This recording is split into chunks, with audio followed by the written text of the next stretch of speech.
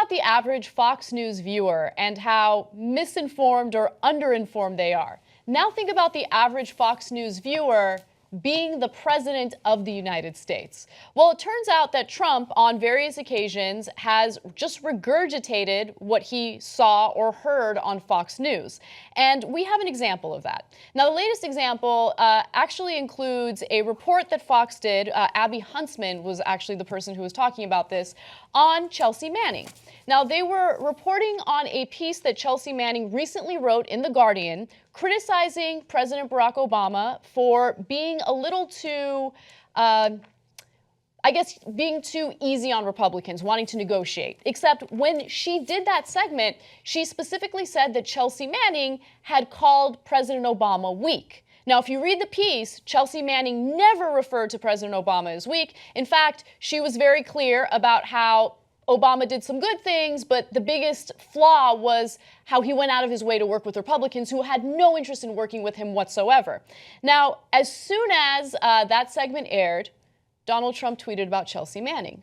And here's what the tweet said. Ungrateful traitor Chelsea Manning, who should never have been released from prison, is now calling President Obama a weak leader. Terrible. Okay, no one said that Chelsea Manning called Obama weak except for Fox News. And so Brian Stelter noticed this as well, and he tweeted, 14 minutes apart, Fox says ungrateful traitor, Trump says ungrateful traitor, Fox says weak leader, Trump says weak leader. By the way, that segment is now nowhere to be found. We've been looking for it all day so we could show it to you guys. They've wiped it from the internet. Yeah, and you know what kind of a leader just repeats talking points that he heard on Fox News Channel? A weak leader. A leader who leads from behind. Yeah. Okay, now, as you're going to see here, let's go to graphic 14, because Chelsea Manning didn't use the word weak. And I thought her point was excellent. Mm-hmm. Chelsea, thanks for watching TYT. We appreciate it. Here's what she wrote. The one simple lesson to draw from President Obama's legacy: do not start off with a compromise. They won't meet you in the middle. Instead, what we need is an unapologetic progressive leader. Nailed it. Did I say that, or did Chelsea say that? Okay. So I love it. Of course, I agree with Chelsea Manning. That's why I love that statement. But it's right on the substance. But it didn't say Obama was weak. It said he had the wrong strategy and he was too conciliatory. Yes. So that's why it's telling that Trump used the same exact words that Fox News did. Yes. And so that's part of the story. And it's very clear that Donald Trump loves Fox News, watches Fox News, pays very close attention to what the hosts of Fox News have to say. Now, another example of that was given during David Muir's interview of Donald Trump. Now, this interview on ABC touched on a lot of different issues, but at one point, Donald Trump was wagging his finger at Muir and pretty much every media outlet except Fox News. Take a look. I went to the CIA, my first step. I have great respect for the people in intelligence and CIA. I don't have a lot of respect for, in particular, one of the leaders, but I have a lot of respect for the people in the CIA. That speech was a home run. That speech, if you look at Fox, I'll mention it in your network, see what Fox said. They said it was one of the great speeches. They showed the people applauding and screaming, and you and other networks covered it very inaccurately. I hate to say this to you, and you probably won't put it on, but turn on Fox and see how it was covered, and see how people respond to that speech. That speech was a good speech, and you and a couple of other networks tried to downplay that speech, and it was very, very unfortunate that you did. I am curious about the first full day here at the White House. Okay, so we included Muir's next question because his response to that was absurd. He looked like a child who was just being punished for doing accurate coverage, by the way, of what happened on the inauguration day. And he just moves on to something else.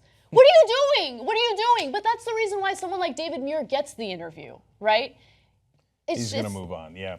And so there's two elements here. Number one is, all he does is watch Fox News. So he's going to, if you thought it was bad already that Trump is Trump, apparently he's Trump plus Fox News. Like, that's where he gets most of the thoughts in his empty head.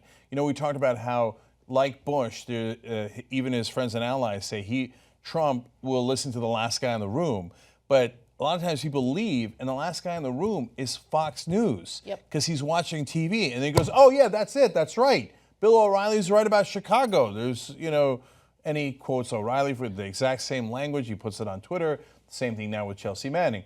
The second thing is, man, I'm beginning to think we're not even a week in here, and I'm beginning to think he's not going to last. I mean, this is, because again, I always think about those voters that I said would be reluctant to vote for Hillary Clinton, that did wind up voting for Donald Trump. They want a populist, they want change, but they don't want a child. So that mom in Kansas looks at that and goes, you just said your own speech was a home run? I mean, no. And by the way, so what Trump was criticizing there in terms of media coverage was that the other outlets didn't get on their hands and knees and talk about how much they loved his speech, right? He was talking about how Fox News said it was a wonderful speech.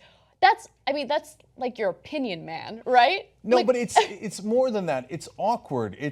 So people don't like people who brag. Now, when he did it on the campaign trail, I think they thought, yeah, go get him. And, that's part of running for office, and you have to prove your case. And so, and I didn't, we made fun of him because he speaks like a third grader, but we get that you thump your chest. In fact, I give him credit for that because I thought Obama didn't thump his chest nearly enough. But when you're in office and you're going around not just arguing forcefully for your policy positions, but you're going around saying, I give great speeches. My speeches are home runs. It's embarrassing.